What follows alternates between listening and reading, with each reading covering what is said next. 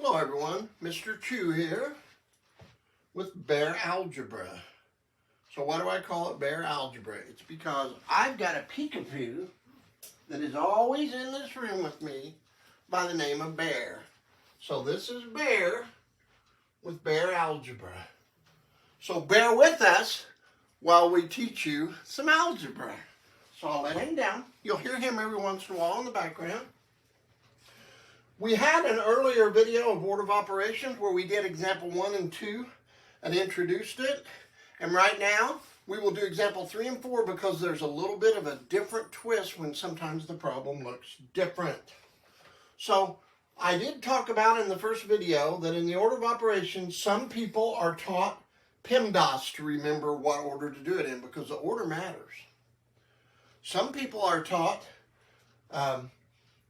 to remember these letters by "Please excuse my dear Aunt Sally." But what do they really mean? The P or the please is parentheses. The E stands for exponent. The M stands for multiply.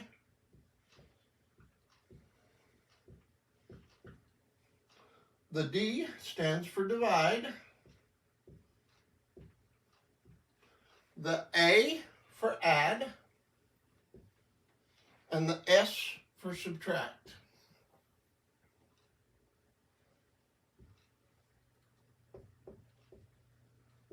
And then I also cautioned you that you always have to do this multiply or divide from left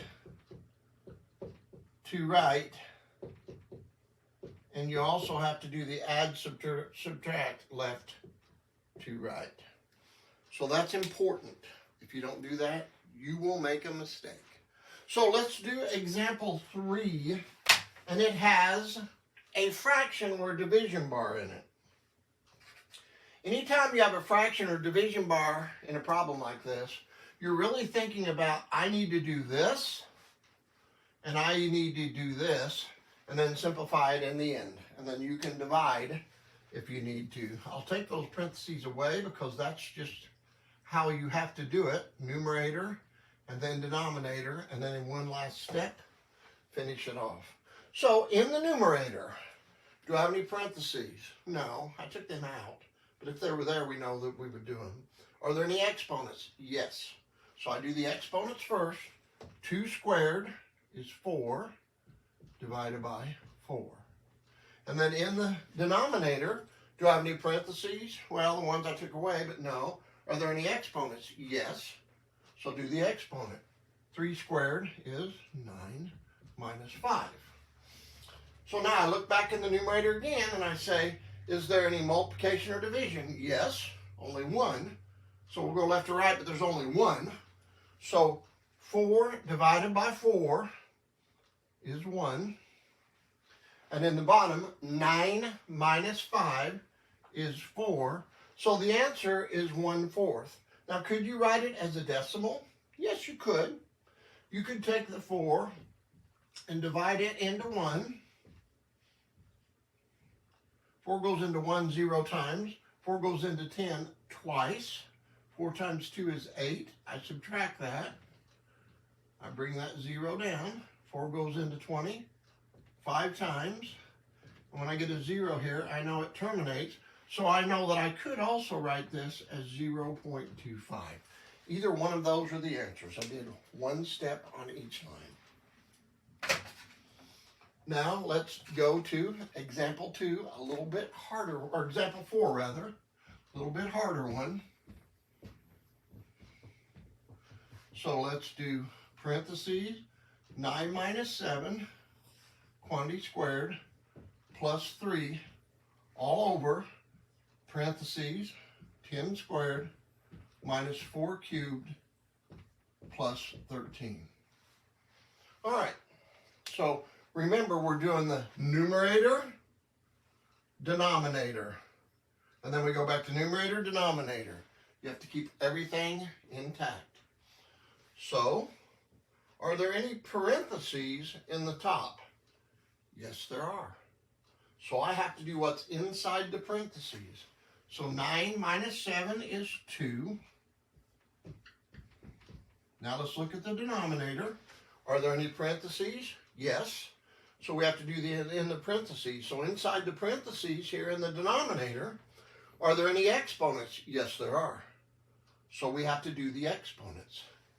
10 squared is 100. 4 cubed is 4 times 4 is 16 times 4 is 64 plus 13.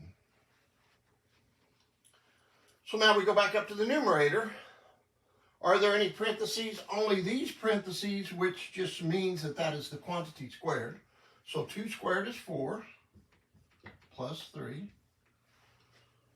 And then are there any parentheses here in the bottom? Yes. So I have to do the 100 minus 64, which is 36, plus 13. 4 plus 3 is 7. 36 plus 13 is 49. And I can reduce this by dividing the numerator and denominator by the same number, which is the same as dividing by 1, 7 over 7. So the answer is 1/7. Now, if I were to take the 7 and divide it into 1 like I did here, you're going to get a really, really long decimal. It can be done, but there's no sense in doing it unless it asks you to do that. So make sure you subscribe to me. YouTube at Mr. Keith E. Chu. If you're watching this on TikTok, you can do that. If you're watching it on YouTube channel, there will be a subscribe button down here. Remember, I'm Mr. Chu. This is Bear Algebra, and this has been my second video on order of operations. Make sure that you subscribe to me and you can check out that other video. There will be a link over here up on the top of the first one, and then down here on the bottom there will be a link of my Unit 1 videos. Remember, I want to help you learn algebra.